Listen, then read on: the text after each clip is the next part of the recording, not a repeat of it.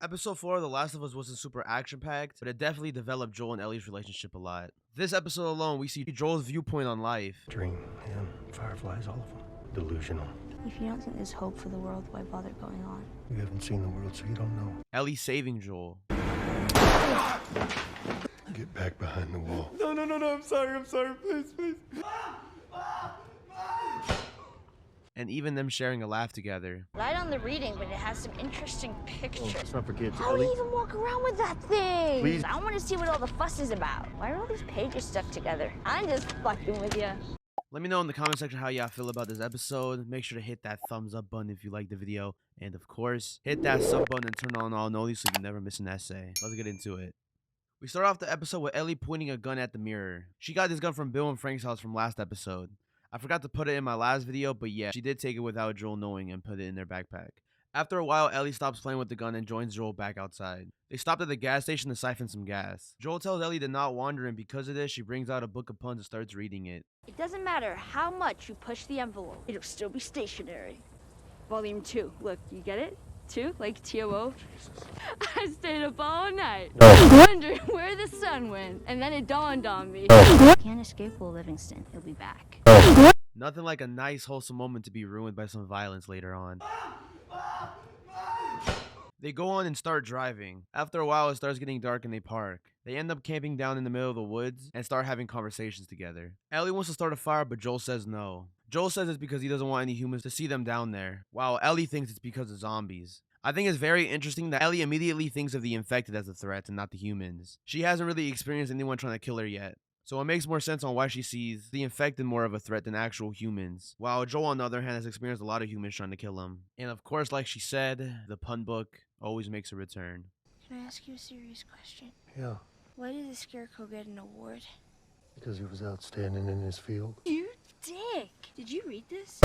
Ellie asks Joel if anyone would ever even see him there. This question scares Joel, and when we cut back to Ellie, this makes Joel stay up all night. It shows that Joel is getting more and more attached to Ellie, and I feel like it's in this episode where the relationship is really solidified. You can make an argument that maybe it was a little too fast. At the same time, season 1 only has 9 episodes confirmed.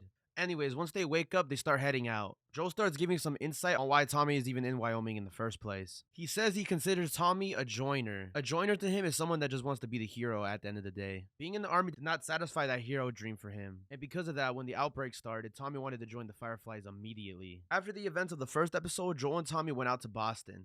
They ended up meeting a group, and that's where they even met Tess. Tommy ended up meeting Marlene, and that's when he joined the Fireflies. Joel compares this to the time that he left for the military at the age of 18. He feels like he's making the exact same mistake and he just wants to look out for him. Pipe dream, him, fireflies, all of them. Delusional. Of course, last I heard he quit the fireflies too. I gotta go get him. We can see Bill's note really did affect Joel. He fully feels like he's made to be this protector of all sorts. So in theory, he's really doing what Tommy is doing all along. I think this is very interesting because as humans, we are very much hypocritical and we do lack self-awareness at times. After that conversation, Ellie wonders why does Joel even keep fighting at that point? If you don't think there's hope for the world, why bother going on? Keep going for family. I'm not family. No, your cargo. Made a promise to Tess. She was like family. This clearly affects Ellie because she thinks of him as some kind of father figure. She never really had any kind of parental figure in her life. So it makes sense that she clings on to the closest one. While on the other side, Joel feels no way about Ellie. Although I do think in the back of his mind, he truly does care for her like a daughter. He just doesn't want to admit it yet. They reach some kind of weird dead end and they, of course, sketched out by it. Joel wants to be safe, so he starts driving around it. Clearly, they weren't safe enough. Are we gonna help him? No.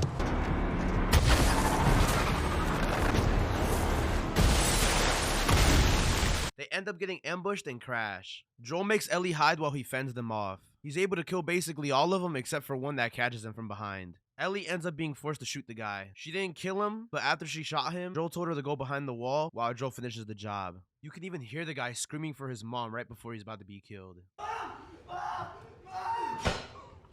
After that, they keep heading on. Right before they're about to leave the building, Joel gives this look to Ellie that kind of asks if she's okay. She says she's fine, and Joel is still making that same concerned face. I wonder if he sees himself in Ellie right there. It seems like Joel's not really the guy to tackle emotions head on and just kind of hides from them. So I feel like they're both very similar in that aspect.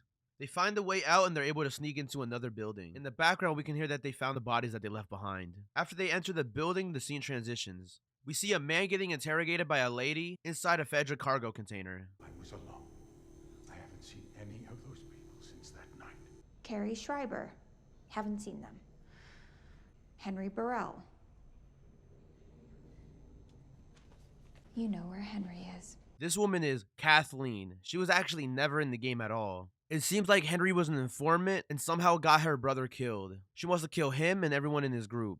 Right before she's about to shoot him, she's interrupted. She's interrupted by the bodies being found that Joel and Ellie were able to kill earlier. Who did this?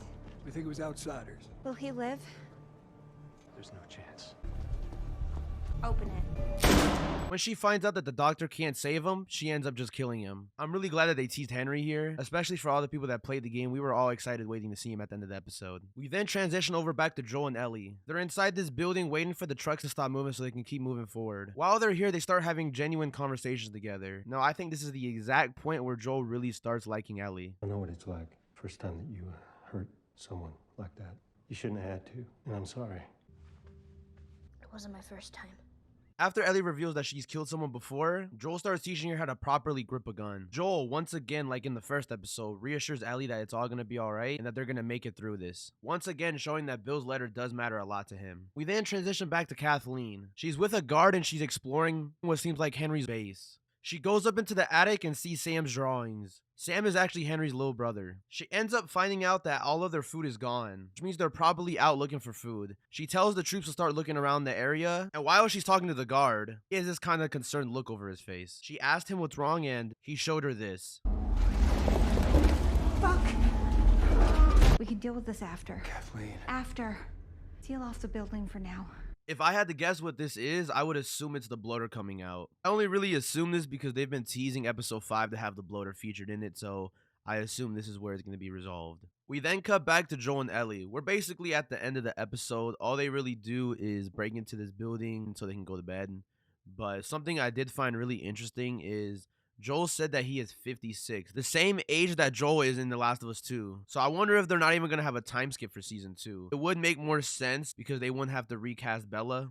But that also brings up the question of Ellie's age. In The Last of Us 2, she ages a lot. At the end of the game, she's around like 21, 22, around her early 20s. So it's very interesting that she's 14 now. Let me know what y'all think is going to happen down below. Joe, What? what are you doing? I don't want someone sneaking up on us while we're sleeping. Joel spreads glass all over the floor so he can hear when people sneak up on them. When they're about to go to bed, Joel wants to ask Ellie a question. He proceeds to ask what does she mean by it wasn't her first time hurting someone. Ellie doesn't want to talk about it, but I assume she will in the other episodes eventually. And right before they're about to go to bed, Ellie says one more joke and Joel loses it and laughs. Did you know diarrhea is hereditary? What? Yeah. It runs in your genes. And I'm not gonna lie, the joke really wasn't that funny, but I'm gonna let it slide because it was wholesome. When Joel wakes up, he's met with a surprise. Henry and Sam have them at gunpoint and the episode ends. A great way to end the episode, I loved it. Let me know what y'all think about the episode down below. Like the video if you liked it, and of course, hit that sub button if you're new. Thank y'all for watching this video. I'll see y'all later. Peace.